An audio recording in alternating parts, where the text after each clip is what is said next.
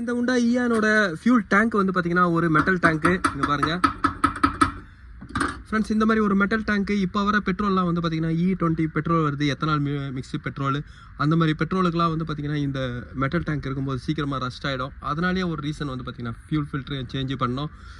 Ethanol உங்களுக்கு உள்ளே போகும்போது வந்து பார்த்தீங்கன்னா உள்ள டேங்க் ஈஸியாக ரஸ்ட் ஆகிறதுக்கு நிறைய சான்ஸ் இருக்குது. அதனால தான் இந்த டேங்க்கில் இப்போ பண்ணுறேன். இப்போ வர நியூ மாடல் எல்லா வண்டிக்கும் வந்து பார்த்தீங்கன்னா ஃபியூல் டேங்க் பிளாஸ்டிக்கில் வர கொடுக்குற ரீசன் வந்து பார்த்தீங்கன்னா அந்த ஒரு ரீசன்னால தான். மெட்டலில் கொடுக்கும்போது சீக்கிரமாக ரஸ்ட் ஆகுன்றதுனால தான், எத்தனால் ஃபியூல் சீக்கிரமாக ரஸ்ட் ஆகுன்றதுனால தான் வந்து பார்த்தீங்கன்னா பிளாஸ்டிக்கில் கொடுக்குறாங்க. அதனால தான் பிளாஸ்டிக் கேப் எல்லாமே இப்போ வர நியூ மாடல் எல்லாமே வருது. எல்லாரும் என்ன நினைப்பாங்கன்னா பிளாஸ்டிக் டேங்க் கொடுக்குறது கொஞ்சம் வெயிட் கம்மியாகணும், வண்டியை வெயிட் கம்மி பண்ணணுன்றதுக்கு ரீசனுக்காக அப்படின்னு நினைப்பாங்க. ஆனால் அதோட மெயின் ரீசன் வந்து பார்த்தீங்கன்னா எத்தனால் ஃபியூல்னால தான். அதனால தான் பிளாஸ்டிக்கில் கொடுக்குறாங்க. அதுக்கப்புறம் வந்து பார்த்தீங்கன்னா இன்னொரு ரீசனும் அந்த வெயிட்டு கம்மியாக இருக்கிறதுக்காக தான்.